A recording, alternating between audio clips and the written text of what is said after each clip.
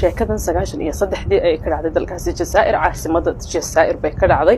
91 baynu ka soo bilaabnaa waxoogaa 2 sano baynu dib u noqonaynaa xaafadaha magaaladaasi Jazaa'ir marka waxa ku noolaa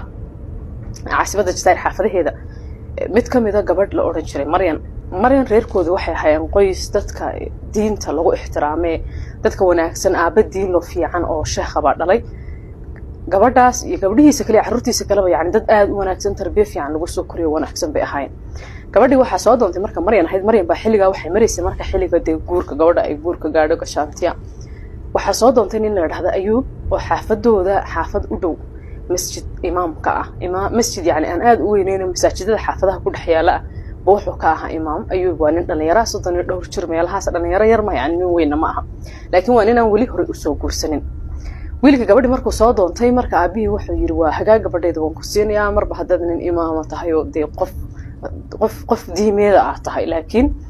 meesha degantahay waxa tahay iyo dabeecadaada iyo dhaqankaaga iyo waxaasan waan ku soo baranaya waan ku soo baaraya wiilkii wuxuu yiri waa hagaag wuu baxay marka ninkii Maryan aabaheeda ahaa Maryan ninkii Ayuub haba wuxuu soo weydiiyay marka masjidkii uu tujinay dadkii joogay dariska agagaarka meelaha dadkii ka dhawaay oo dhan wiilkii way amaaneen waxa yiri Ayuub oo kala lama aragba waa nin fiican oo akhlaaq wanaagsan oo dadka maalin kasta u khudbay dariska hala caawiyo dadka walaalaha ay sacfiyaan qofkii qof walaalkii wax kala dhaxeeyo dadka aynu caawino aan soo dhimrino aan soo naxariisan yani waa qof aad u wanaagsan baa wanaagsan inuu imaam yahay oo qof rajul diin yahay oo masjidkaas dhan imaamka oo dadka tujinayo dadka wacdinay ka sakow qof samafal badan weeyaan oo samafal dariska caawiya qof xanuunsan hadii la soo booqanayo qof wax la'aan hadii wax loo aruurin yani waa qof fiican oo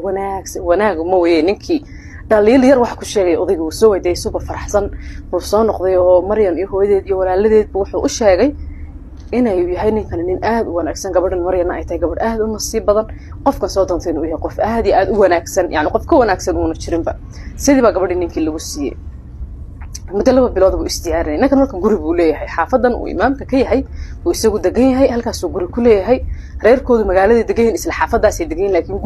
gurigiisa isagu uu degan yahay ee masjidka wuxuga isu dhow reerkooduna cabaar bay u jiraan laakiin waa isku xaafad wiilku wuxuu markaa anigu gurigeyguna waa idiyaan waxa la wixii kharash gabadhan ama meherkeedii ama arooski wixii oo dhan uu diyaarsan yahay wuxuu yiri marka waxaan rabaa gabadha marka la isiya hadda la ii meheriyo 2 bilood meelaha inuu ii joogto intaan is diyaarinay iyaduna is diyaarinaysa kadibna la ii soo galbiyo ma raba inuu waqti yani waqti aad u dheer inuu dhaxmaro ma rabo waxa la yiri marka sidaad jeceshahay waa diyaar adigu diyaartaan uguna gabadheeda waan ku siinay waan kugu aaminay qof fiican baa tahay marka dadka hoysan kartaa 2 bilood kadib gabadhii Maryan la soo hooyay waxa loo